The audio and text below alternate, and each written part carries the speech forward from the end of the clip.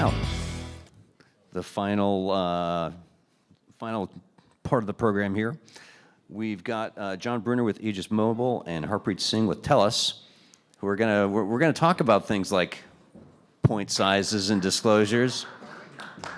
Oh, I'm a font dork. Yes, we are. So, yeah, we mentioned cramming, and this didn't bring back some memories for me of the bad old days where there was a lot of shady stuff going on, and you know, we've managed to sort of, it seems, come around and fix a lot of that. So, John, I know your company does a lot of the sort of compliance work for carriers so they don't wind up in the headlines the way they might have 10 years ago. Talk to me about that. What sort of things do you have to check off? Good afternoon, everyone.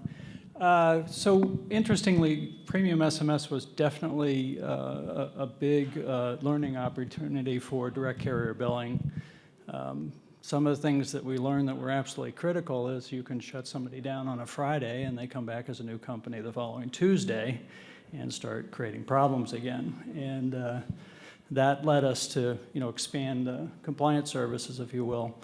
So look, from a compliance perspective, what we learned is you really have to have a full life cycle approach to protecting consumers. And that's knowing exactly who is going to go into the market and touch the carrier's customers. What are they going to touch them with from a program perspective? Is it compliant prior to allowing it to go out and launch in the market? Is the content appropriate, et cetera, et cetera? But then you have to go out and secret shop and monitor the traffic and determine if things have changed once you're in the market. And then lastly, looking at the transaction data. So looking at the purchases, the refunds, the complaints, right? All of that stuff becomes very, very relevant. But interestingly too, in the US market, bill face descriptors are very important. So understanding that the billing is coming through correctly and accurately, and that it's for what it's the correct amount. All of that becomes relevant. And then in other instances, contacting the helplines, talking to the help centers, requesting refunds, making sure it's working properly, making sure you're getting an answer when you're calling for help. So, kind of bringing all that back together, and then when you find the bad actors, the truly bad actors, like I said, you're removing them, but it's so easy to start a company and come back if you haven't done the vetting and the verification up front, you haven't created the relational databases to analyze, is this the brother, sister's, cousin's, sister's mother? They're going to come back. So it's a continuous process, and technology is changing as fast as can be. When we started in this industry, it was flip phones. Now it's handheld computers. So you've got to stay up with the technology too. So now that you've described the world of direct carrier billing as this potentially explosive device that must be handled with extreme care, Harpreet, tell us, why would you want to get into that? Oh boy. What's the upside for the carrier? I think there's a market for DCB if done properly. It's a big if, because the first time the customers, we've seen with premium SMS, what happened there was a lot of scams, a lot of fraud, right? And the reason for that was the guardrails were not in place. Similarly in DCB as well, when a customer calls in, right, who do you think the customer is going to blame for the bill? Right? It's the carrier. Right? That's the first contact. They're going to see the bill. I've got this charge. I never subscribed for it. What is it? Right? And our call center, the carrier call center, is the one who starts facing all these calls. And with social media and everything, it's so more out there than it probably used to be in like early 2000s. Right? So as a carrier, yes, there's a place for it, but in the right environment. So we work with aggregators work with merchants with acquisition providers. Ultimately, all of these guys have to do more than what we have seen so far, right? There are, like I said, there are kosher services, right? Very legit. Customer knows what they're doing, why they're buying. And then there are services, and some customers say, I never did it, right? And of course, like we understand, there's a small base of customers may use the service and then deny, I never did it, right? Like a teenage kid watched esports. The cat got a hold of the phone. It was just weird how, Exactly. despite having no fingerprints with which to unlock it, somehow, Exactly, right? Look, we understand there's a certain percentage we can see, but when that percentage goes beyond that limit, then that's where a carrier brand is on the line, right? Nobody would care about who the content provider behind the scene was. It is the carrier. We see, because of this, there is churn, right? So it's not a simple one transaction that says refund and we are done with it. There's a whole consequences that goes on, and it's very costly for carriers, right? Every time there's a complaint to the regulatory, there's a fine, right? We have to apply with the fine, we have to pay for it, and that's not even close to what the customer subscribed for. So there's a huge deal. So when I say yes, as a carrier, there is a space, but in the right conditions. And I think right now, as where I'm sitting, I see it's still this environment is in infancy. If we want to keep this growing and not grow to the premium SMS fate, there's a lot more that needs to be done. But I guess it does have the potential to make things your relationship with the customer a little stickier. Mark was talking about, it sounds they do it a little too well in Latin America, where if you become this trusted channel and everything is taken care of and it's just one line item on your bill, and it's just one bill. Definitely, right? Like there are customers who are really worried about the privacy. They don't want Googles to know what they're buying. They don't want credit card company to know, and then they want to consolidate. Hey, I just want to pay for my bill, and that's it. So there is a market, and there's some content like Mark mentioned that there's only DCB available, right? There's no other option. So for our customers, that's the only place where they can go in. And as a carrier, like actually, I don't mind customer getting an option of how they want to pay for the service, right? They want to pay through credit card, more than welcome to pay through the credit card. Want to pay through DCB, welcome to pay through DCB. So as a customer advocate, I think customer needs to have an option.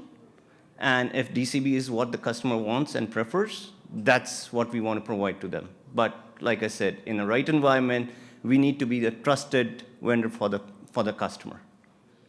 So let's talk about the bad actors. I mean, obviously, people love to make money without doing actual work for it. It's everyone's aspiration. It's the American dream. Bad actors work hard. Yeah, I guess. Yeah. I hate to say it, but So- that's how they stay bad actors. They're funded, and they know how to do things to make things happen. So what have you learned about catching these folks in terms of the patterns that show up? You know, maybe before you start getting the first angry customer calls lighting up Harpreet's call centers and making life difficult for us to actually pick up the phone. So a couple of things. What we've learned is, so we were around with the collapse of premium SMS in the U.S. market, obviously. And some of the things that we learned was, the revenue assurance guys were coming to us saying, you got to get on direct carrier billing as soon as possible because they're going to migrate from premium SMS to direct carrier billing. And they were right. There was a company in the U.S. that had created 121 businesses and was committing $20 million and cramming on premium SMS on a monthly basis. And today, that company is all over Google Play on a global basis. I thought you were going to say the executives were all in jail. This is disappointing. No, there's only a few executives that went to jail, and that's the thing about digital fraud is that nobody goes to jail really. It's a very rare thing, which is why you're really doing the upfront vetting, because these bad guy databases that you create, highly relational, are a first attempt to stop them from coming back. The second thing that people don't realize is that oftentimes companies will create hundreds of companies to register hundreds of times, to put out hundreds of products, and commit fraud across all of them, but stay below monitoring thresholds, right? Refund rates, things like that, they can stay below, but they can still make good money. And so unless you've created the relationships and you're looking at their behavior in market as a single entity, you're not going to see this behavior. So the other thing, like I said, is that bad actors know where the weaknesses are, and that's where they're going to go, which is why you really need to take a full life cycle approach. It's a lot like your cybersecurity teams in your companies. They're trying to prevent people from hacking in. The reality is they will hack in. The question is, how long are they in your network and how much damage will they do in that time? So you've got to cover from all angles, including they're going to get in. So how do we shut them down as fast as possible? It was interesting you mentioned that a lot of these bad actors have migrated to Apple and Google stores. I've written a few stories about app fraud, And it is striking how there doesn't seem to be the equivalent of some sort of bunco squad running around saying, this seemingly copycat app is making a lot of money over the last month. Is anything strange going on here? Have you gotten any sort of feedback requests for lessons learned from either of these two giant tech companies? Trying to help them as best we can. It's a matter of getting in the door. But the thing is too that they're global, so we know who these bad actors are. And in the U.S. market, we are providing services for two of the major carriers in direct carrier billing, and we're watching these actors that we know are bad that are operating in the U.S. market, and they're not doing anything that we can see in the U.S. market, but they're global, so they can do it in the markets where they can get away with it, right? And so I think that's the new strategy using these large platforms. Would these be the two carriers I mentioned who dropped doing direct carrier billing for the Play Store earlier this year? Probably. Okay. Let's talk about who the target customer is, because it seems to me like I'm one of these weirdos who has a selection of credit cards that are each optimized for a particular kind of spend. So I'm guessing I'm not, because I'm too persnickety about this. Who is the customer here? Have you started, Harpreet, like pitching this as, here's one thing TELUS can do to make your life simpler? Yes, like first is the content, right? Like I mentioned, there's certain content that's only available at DCB, niche content, not available. A lot of young gamers like to go to these live video streaming, live games, and these are the real customers who want to purchase those services.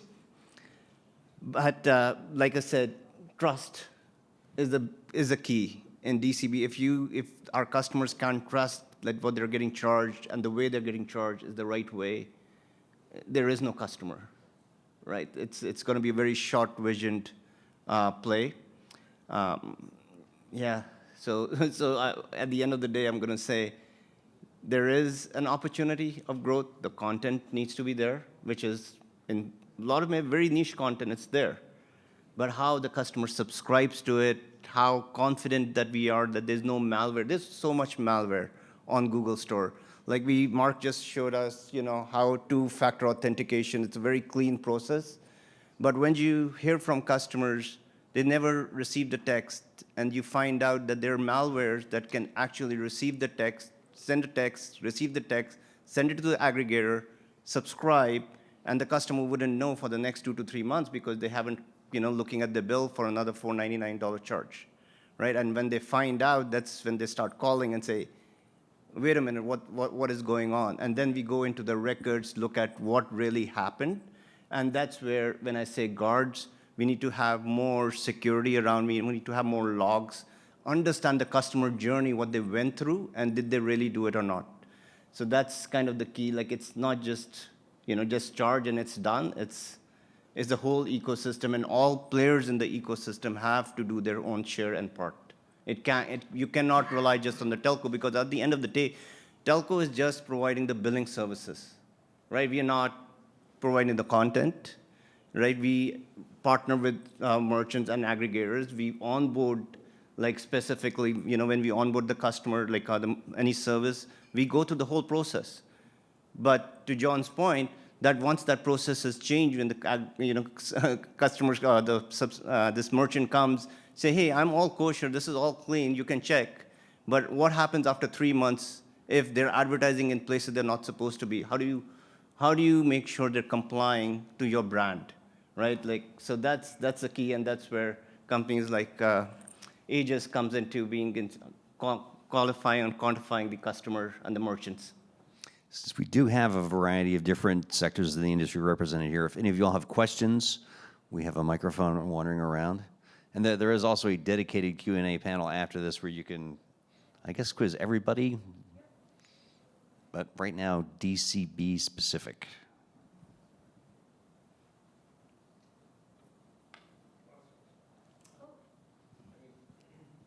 Ryan? And I think it's not only for the people on the panel, but it's kind of to your point about the buyer persona. I'm surprised that we haven't really talked about what types of people need to pay for services through a carrier bill. And is that something that, I mean, are there different types of user cases? Like, I think it's really maybe even a question for Mark, because I don't know if the carrier knows. This is kind of our challenge, or we don't know necessarily what's driving it. And I think it does drive stickiness, to your point earlier. I think it also does drive annoyance on the other side. So you have both sides of that coin. But we have a lot of people using it, right? And assuming they're all valid, I mean, that tells you that there's a demand for it. But I can't tell you much about those buyers and what kind of profile they have. I think we now have material for a research project to present at the next MEF event. I mean, I guess I would tell you that historically, including premium SMS, a predominant number of buyers were the unbanked. And that's why you're seeing in certain countries, you're seeing a rise in direct carrier billing because they've basically been banked by their carriers. But, you know, and the carriers underwrote them when they brought them on for a contract. But as the United States became more and more banked, if you will, the revenue assurance guys that were in the carriers were starting to say, look, we don't want to risk our contract over these $10 purchases anymore. Which, by the way, that agreement with the FTC, FCC, and the states basically kind of came back and said, look, in your bill face descriptor, you need to include a line that says non-payment of this part of your bill is not an issue for your carrier. This is a third party billing you, essentially. But interestingly for me, I've always wondered why, number one, carriers don't advertise this product. Right? I've never seen it done, maybe in other countries, but in the countries we operate in, I have not seen it done. But I've always wondered why, for me, I would rather that my kids, who are now grown up, but I'd rather my kids use their phone number to buy content for their gaming and their apps and the things like that, and give me access to my account from the phones on my account so I can set up a budget. They can manage their budget. On their birthday, I can give them more money, but I know it's protected rather than giving them my credit card. That they're going to go As the father of a 12-year-old, this is resonating with me very much.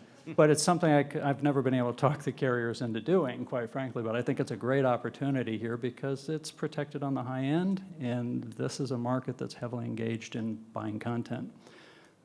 Anyway, just my 2 cents. Okay.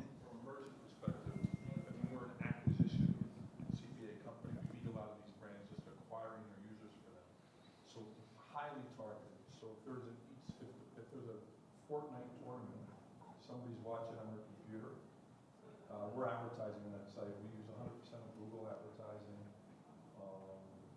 the Google Ads Manager product. So, like I said, for Prey, we were set to launch Prey in the U.S. for Easter. So we were hitting every faith-based site. We were hitting anything that showed up in Google that was from a church or very, very highly targeted. Now, why don't they use PayPal? Yeah. I don't offer PayPal. I mean, I'm not like asking a specific question for you, but I think it's a question we have to answer. If you Yeah. is a broker reimbursement, I think it is. I'm not a but we have to answer the question why they aren't using PayPal or something. Sounds like a conversation to pursue during the reception outdoors. Yeah. But first, we have one last round of Q&A. I think Dario's going to come up. And, yeah. What should we have asked? This is your chance to kick in with that. In the meantime, thank you both, gentlemen.